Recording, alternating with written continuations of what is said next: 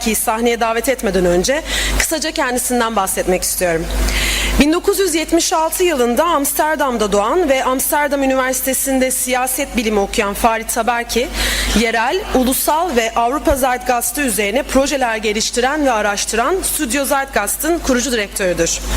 Farit Tabarki, MTV, Philips, Uluslararası Rotterdam Film Festivali, Hives, TEDx Rotterdam ve Belgrad Avrupa Kültür ve Münazara Merkezi gibi organizasyonlar için projeler geliştirmiştir.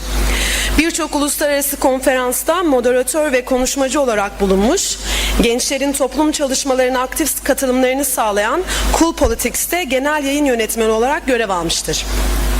Hollanda Mimarlık Enstitüsü, The New Institute, Demokrasi ve Medya Vakfı ve Açık Toplum Enstitüsü gibi kurumların danışma ve denetleme kurullarında yer almıştır. Farit Tabarki aynı zamanda bir eğitim enstitüsü olan Finishing School ve Amsterdam merkezli bir think tank olan Prospect'in kurucu ortaklarındandır. Sözü daha fazla uzatmadan merak edilen sunumunu bizlerle paylaşması adına Farit Tabarki'yi sahneye davet ediyorum.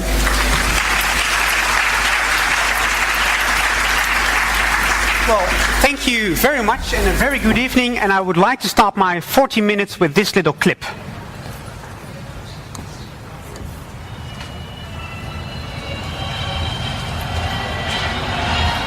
Able to share more effectively and more efficiently to everybody in the world.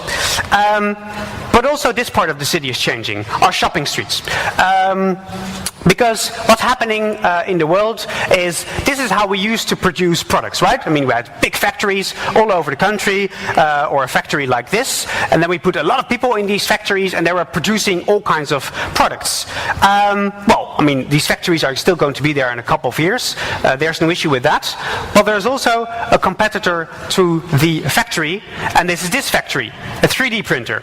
Maybe you use it already in your practice, but these 3D printers are developing very rapidly, and we can make amazing things already with 3D printing. We can create fashion nowadays. This is a fashion designer, Iris van Herpen, and she creates all kinds of dresses and clothes by 3D printing technology. We can already make shoes by 3D printing technology. We can make cases for the Lumia. This is a case for the Lumia, the new Nokia. You can print out the case from a 3D printer and not buying it from a shop. 3D printers already can print little chips. Chips we can use for maybe later on for computers or etc. Now they're very elementary, very basic chips, but later on these chips are going to be quite something.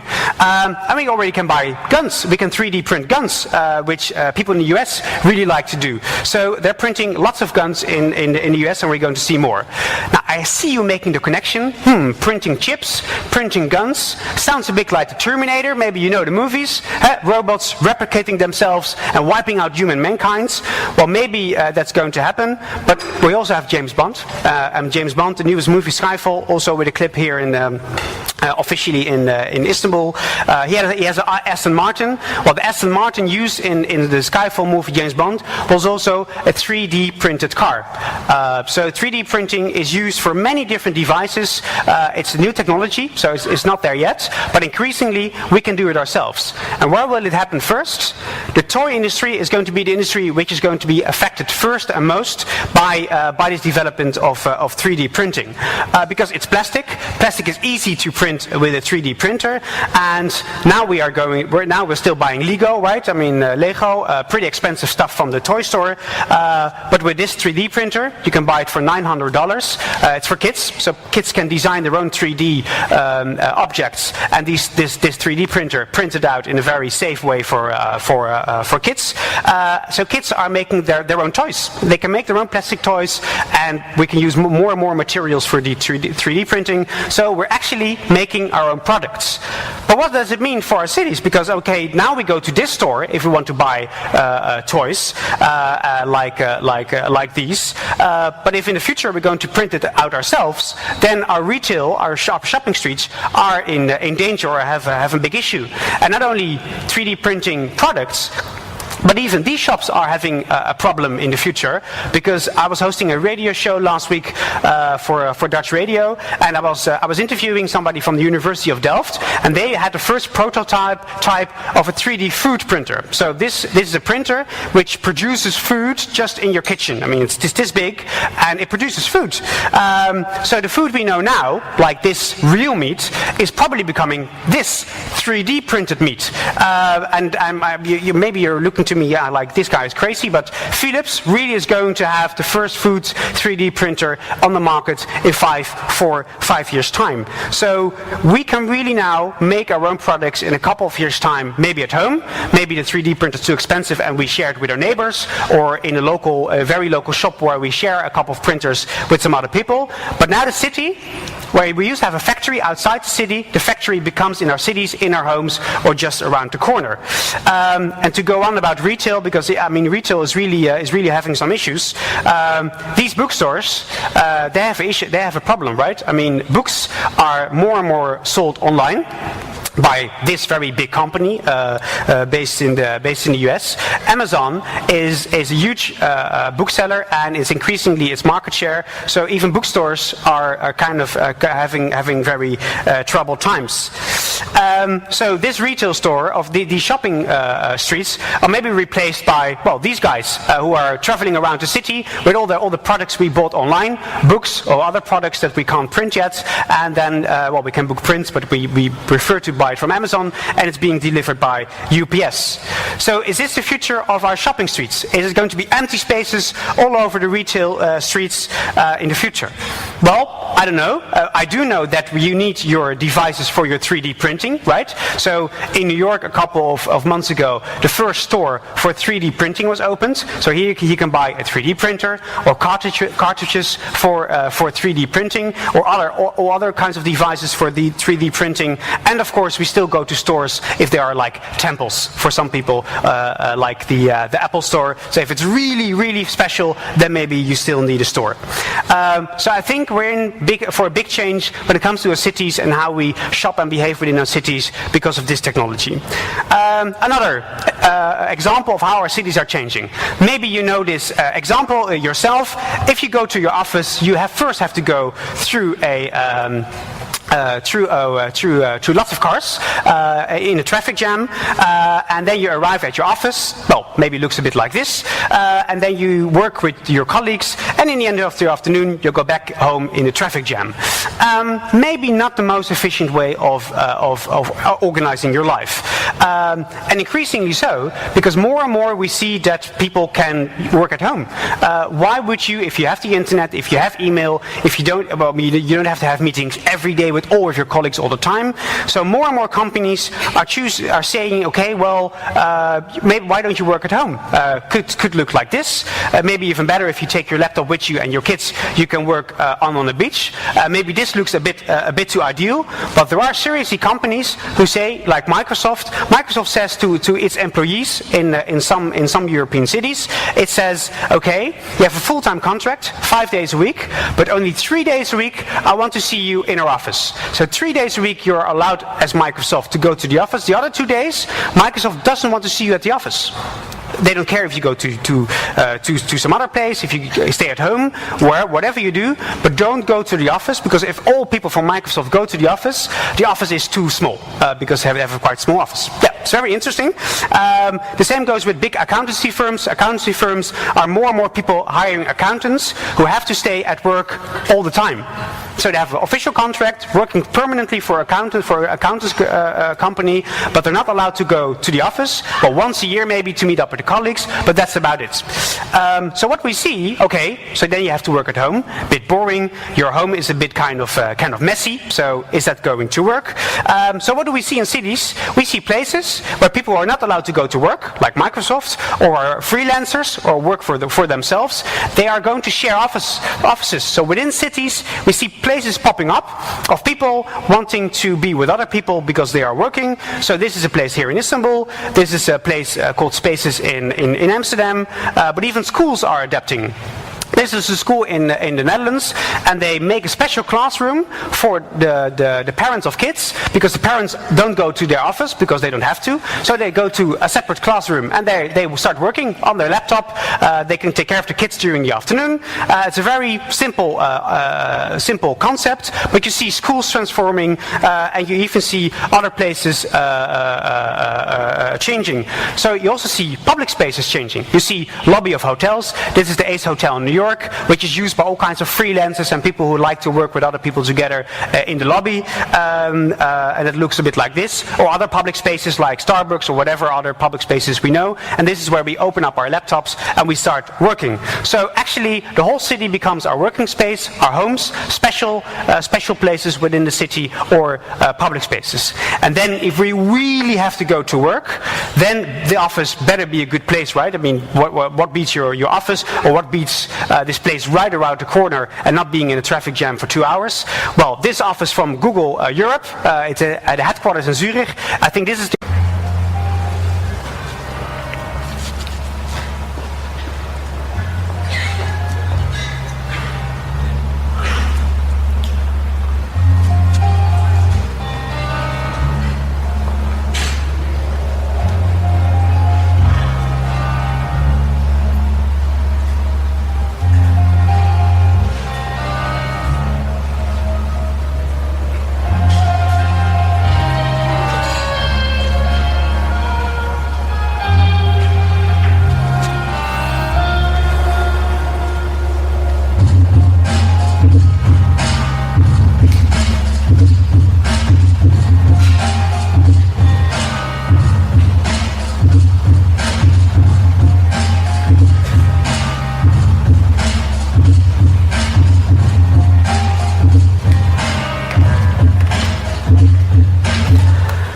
watch this clip for hours, because what's so fascinating, our cities not only become the units where we can do our things as citizens, as human beings, but our cities are also becoming more transparent.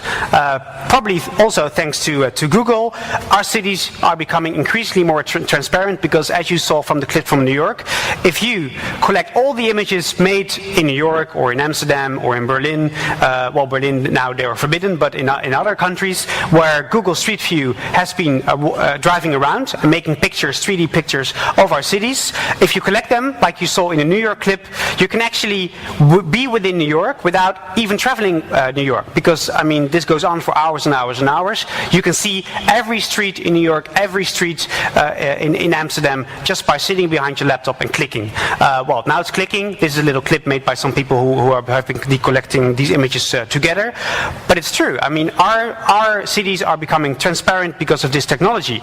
Even so transparent that who would have thought that concentration camps in North Korea are becoming Google Maps. I mean, you can now see a camp in the northern part of North Korea where the food factory is, where the guards restroom is. I mean, it's crazy that Google and people who are helping out Google can map out a camp in North Korea. This is how transparent regions and cities are becoming. And not only can we now we can navigate within our cities because of this technology, but also Google is using these kinds of apps. This is a new app from Google Field Trip, and if you want that option, anywhere you walk within a city, your iPhone or your Android will tell you what's happening around you. So maybe you want to have discounts at a store if they're still retail, or maybe you want to know what kind of building this is, etc., etc. It's all in your pocket, and Google is willing to share it with you if you want to know it as well. But the transparency goes even further.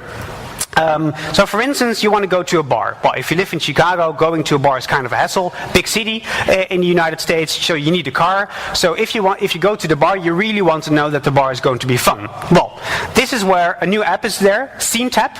Check it out. It's active in the most big American cities. So there are webcams in cities in Chicago, like 30, 40 bars have these webcams in the bar. These webcams, they register faces. So the webcam makes a picture of your face, and then there is software, and it analyzes all these faces.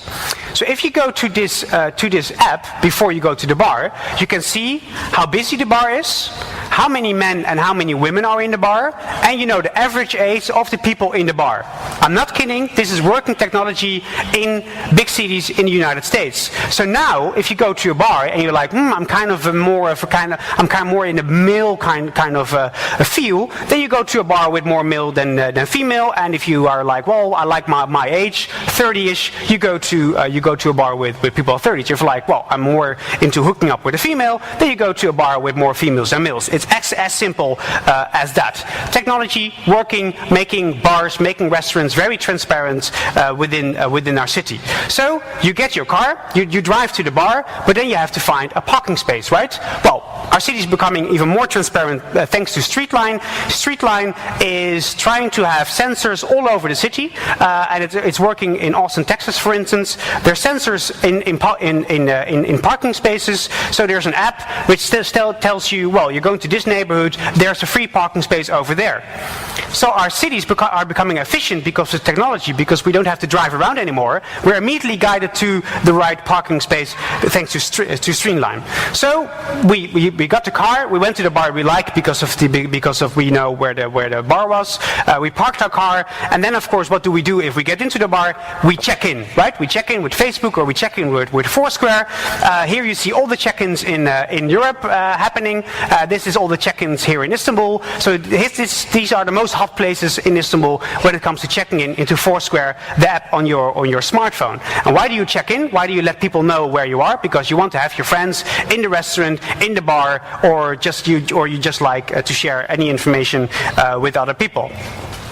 So, in effect, our cities are becoming open books. We know from each other where we are. Driving around is more easy because we don't have to go into traffic jams anymore. Not only because we stay at home when we have to work, but also because our technology guides us to the right directions. And we can travel through cities even without traveling through cities. I think truly radically different approaches. And I'm almost coming to my end of my presentation, because this is a beautiful painting from Delacroix. A woman tried to smash it a couple of days ago in the new Louvre Museum in the north of France. It's called "Liberty Leading the People." This is of course about the French Revolution, but this is about freedom guiding the people. And in effect, that's what's happening at the moment. We are becoming more and more free as individuals, and this is why our behavior within cities and our cities are changing so rapidly. Because before, these were the people building our cities, and of course they are still the men who are building our cities.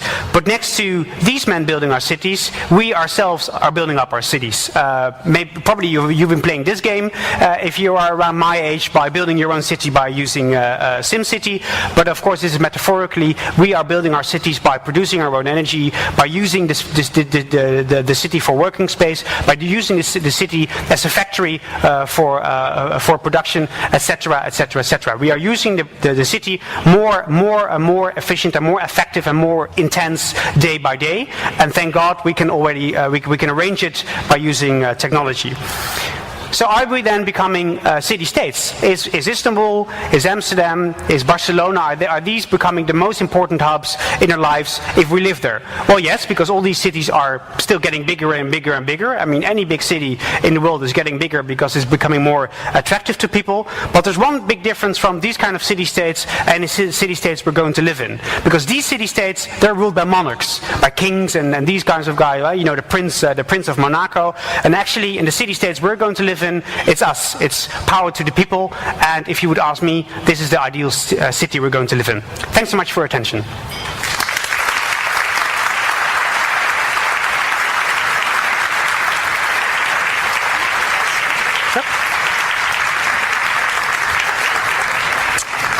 Are there any questions? Can be translated, no problem. My Turkish